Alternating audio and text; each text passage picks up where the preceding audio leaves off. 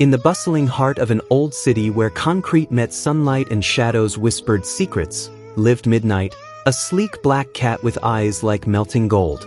He ruled the alleyways, strong, silent, and scarred by battles fought over scraps of food and pride. Just across the rusted fence of his gritty world was a blooming garden filled with marigolds and jasmine. There lived Coco, a soft brown cat with silky fur and eyes as warm as dusk. She belonged to an elderly woman named Mama Saad, who fed her milk, brushed her fur daily, and spoke to her as though she were her own child. Their worlds were never meant to meet, until the wind changed.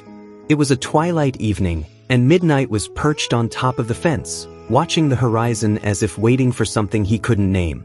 Coco looked up from where she was playfully chasing butterflies. Their eyes locked. For a moment, everything stilled. No barking dogs, no honking cars. Just two cats in silent wonder. He was darkness. She was warmth. And something ancient stirred between them. Night after night, Midnight returned to the fence. Coco would sit below, her tail curled neatly around her paws, ears twitching as he told her stories in soft meows, stories of alley fights, lost siblings, cold winters. She, in turn, told him about music from Mama Sada's radio, the taste of tuna from a human hand, and how it felt to sleep without fear. They would talk until the moon yawned and stars blinked sleepily. One day, Midnight didn't come. Coco waited, pacing back and forth, her heart twisting. When he finally arrived the next night, his ear was torn and he limped. A gang of toms had tried to push him out of his territory. Coco jumped onto the fence, nuzzling him with such tender worry it made him purr, something he hadn't done since he was a kitten. "I'm fine," he lied. But Coco whispered, "You don't have to fight alone."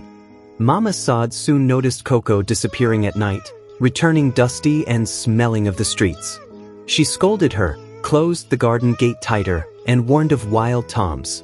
But love finds cracks in the strongest walls. Coco began sneaking out through a tiny hole beneath the fence, meeting Midnight beneath the old mango tree. It became their haven. One rainy evening, the city flooded. Coco tried to run to the mango tree, but a sharp object pierced her paw. She limped, soaked, in pain, calling softly for Midnight. He came. He pressed against her, shielding her from the rain, licking her wound, leading her back to safety. But that night, Mama Saad found her, wet, bleeding and shivering. And Midnight, hiding in the shadows, heard Mama Saad say, "You can't keep loving a stray, my dear. He'll break your heart." Coco didn't sneak out for days. Midnight waited under the mango tree, alone, calling softly into the night. Coco watched from the window, her paws still healing, her heart aching. She wanted both worlds, the safety of home and the wildness of love. And one day, she made a choice.